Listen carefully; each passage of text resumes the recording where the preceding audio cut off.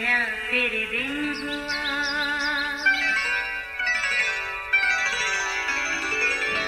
नया फिर दिन हुआ, पुरानी रात का करे सो शुक्र हम खुदा की जात का, खुदा की जात का नया फिर दिन हुआ। आज की आयत। उन्होंने उससे कहा, तू अपनी पहेली बयान कर ताकि हम उसे सुने।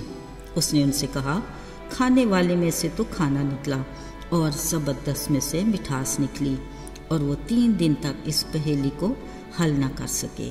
क़ज़ात 14 बाब 14वीं आयत। अजीज़ों, आजकल हम बाइबल मुक़द्दस में से समसून नामी एक ऐसे किरदार के बारे में बात कर रहे हैं जो खुदा के प्लान के मुताबिक फ़लस्तीनियों की गुलामी में इसराइली कौम के लिए रिहाई की उम्मीद बना। इस बारे खुदा की रूह की तारीख से उसे आगाही मिलती रही। जब वो जवान हुआ तो आसपास का जायज़ा लेने के लिए घर से निकला। इत्तफाक से तिम्नत में उससे फ़लस्तीनियों की बेटियों में से एक औरत पसंद आई। उसने अपने वालिदैन से कहा, मेरा उससे ब्याह कर दो क्योंकि वो मुझे पसंद है। वालिदैन उससे रज़ामंद नहीं थे। उसे समझाया, तुम क्यों फ़लस्तीनियों में ब्याह करना चाहते हो?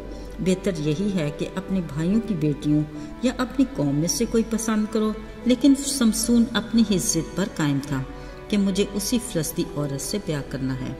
अजीज़ों, असल में फ़लस्ती औरत से ब्याह खुदावंद की तरफ से था, जिसके ताने बाने उसकी पैदाइश के मकसद से जुड़े थे।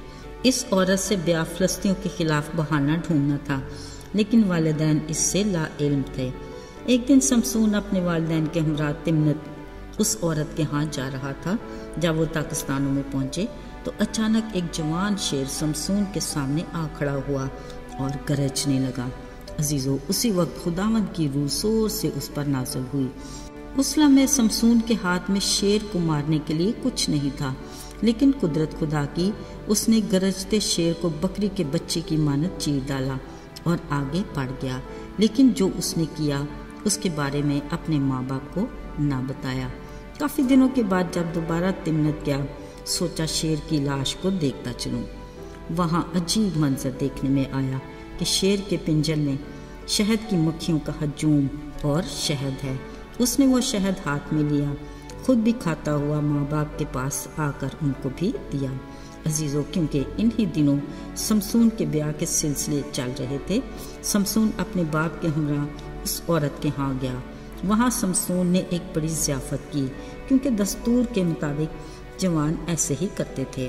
फ़लस्तीनियों ने समसून को ऐसा करते देखकर उसके लिए 30 रफ़ीकों को साथ रखने के लिए उसके पास ले आए। गालिबन उनको कुछ देने दिलाने का दस्तूर भी था। समसून को जब इसके बारे में आगाही हुई, उसने कहा, ठीक है, मैं 30 कतानी कुर्ते और 30 जोड़े कपड़े तुमको दूंगा, मगर तुम्हें ज़ियाफ़त के इन 7 दिनों में मेरी एक पहेली पूछ कर मतलब बताना है। अगर तुम बता ना सके तो फिर तुम्हें मुझे 30 कतानी कुर्ते और 30 जोड़े देना होंगे। उन्होंने उससे कहा, तुम अपनी पहेली बयान करो ताकि हम उसे सुने।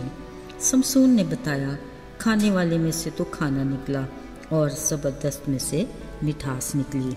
अजीज़ों, मज़े की बात, फ़लस्ती 3 दिन तक तो अजीब शशोपन में रहे, मगर जब कोई हल न मिला तो उस औरत से कहने लगे, तुम समसून को बहला फुसला कर पहेली का मतलब पूछो और हमें उसके बारे में बताओ, नहीं तो हम तुम्हें और तुम्हारे बाप के घर को आग से जला देंगे। समसून को इन फ़लस्तीनियों के मंसूबे का इल्म नहीं था, मगर उसकी बीवी ने कहा, असल में तुम मुझे प्यार ही नहीं करते, बल्कि तुम मुझसे नफरत करते हो, क्योंकि तुमने मेरी कौम के लोगों से कोई पहेली पूछी पर मुझे न बताई। समसून ने ये बात सुनी अनसुनी कहकर टाल दिया, मगर उस औरत ने भी दिन रात रो रो कर उसे इतना तंग किया कि आखिर उसे बताना ही पड़ी, क्योंकि वो उससे प्यार करता था। फिर जब ज़ियाफ़त का 7वां यानी आखिरी दिन था तो फ़लस्तीनियों ने सूरज डूबने से पहले समसून से कहा, शहद से मीठा और क्या होता है, और शेर से ज़ोरावर कौन है। अब समसून इस सारे मामले को समझ गया। बोला, अगर तुम मेरी बच्चिया को हल में ना जोतते तो मेरी पहेली कभी भी बूझ ना सकते। یہ بات اس نے اپنی بیوی کے بارے میں کہی جس کی بدولت وہ اپنے مقصد میں کامیاب ہوئے۔ پھر خداوند کی روح اس پر زور سے نازل ہوئی۔ اب اس کو اپنی شرط پوری کرنا تھی، سو اس نے بھی انہی کے 30 بندے مارے اور ان کو لوٹ کر 30 کرتے اور جوڑے ان رفیقوں کے لیے پہیلی بوجھنے والوں کو دے دیے۔ اسی وجہ سے اس کا قہر ایسا بڑھا کہ وہ تنہا ہی اپنے ماں باپ کے گھر لوٹ گیا۔ اس کی اس حرکت سے فلسطینیوں نے بھی اس کی بیوی کو اسی کے ایک دوست کو دے دی۔ عزیزو، سمسون کی زندگی کی اس اونچ نیچ سے قطعاً یہ نہیں سمجھنا چاہیے کہ شاید سمسون کے بارے میں خدا کا منصوبہ تمام ہو گیا۔ نہیں، ایسا نہیں تھا۔ یاد رہے، خدا کے ارادے ہمیشہ قائم ہیں اور وہ کبھی ناکام نہیں ہوتا۔ وہ بھلا ہے اور برائی میں سے بھلائی پیدا کرنے کی قدرت رکھتا ہے۔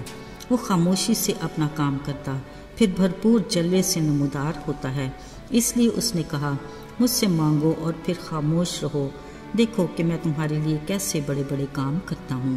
عزیزو، خدا کا کلام ہر دور اور ہر زمانے میں اپنا اثر دکھاتا ہے۔ وہ لا تبدیل ہے، اور کبھی ہم غم پریشانیوں کے اندھیرے میں بھی پڑ جائیں جن کا ہماری زندگی میں آنا انہونی نہیں، پھر بھی ہمیں گھبرانا نہیں۔ اس ایمان پر قائم رہیں کہ وہ ہمارے لیے اندھیروں میں امید کی کرن نمودار کرنے کی قدرت رکھتا ہے۔ آئیے دعا کریں۔ آسمانوں اور زمینوں کے خالق اور مالک، ہم تجھے مبارک کہتے ہیں۔ تو ہی عزت اور تعظیم کے لائق ہے۔ تو نے ہمیں گناہ کی غلامی سے آزاد کیا اور ہمیں نجات کی راہ کا مسافر بنایا۔ اے خدا، اپنے کلام کی روشنی میں ہمیں اس پر کامیابی سے چلنے کا فضل دے تاکہ ہم اپنی درست منزل تک پہنچ سکیں۔